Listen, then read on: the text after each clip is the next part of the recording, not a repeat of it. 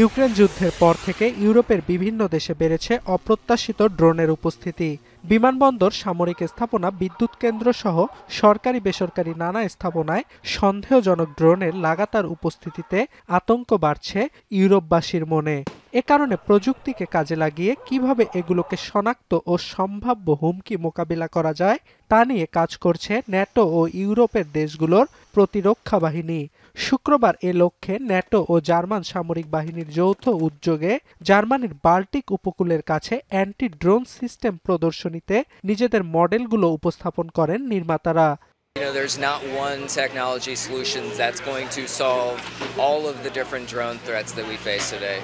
So what exercises like this help us with is to identify what are the best of breed capabilities from a detection standpoint, from a tracking standpoint, and from a defeat standpoint.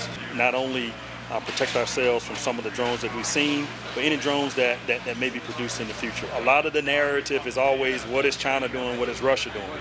Well, we want China and Russia also thinking, what is NATO doing? আয়োজকরা জানান, প্রতিরক্ষা বিভাগে নতুন কিছু সংযোজন করতে কয়েক দশক পর্যন্ত সময় লাগে। তবে এ ধরনের মহড়া এই সময়চক্রকে কমিয়ে আনবে বলেও মত তাদের। পুটলসের একটি সেনা প্রশিক্ষণ গ্রাউন্ডে অনুষ্ঠিত এই মহড়ায় অত্যাধুনিক ফোরটেম ড্রোন হান্টার F700 রাইফেল, জাল এবং উন্নত নজরদারি মনিটরের মতো প্রযুক্তি ছিল। অর্ণব প্রসাদ, এখন বিশ্ব।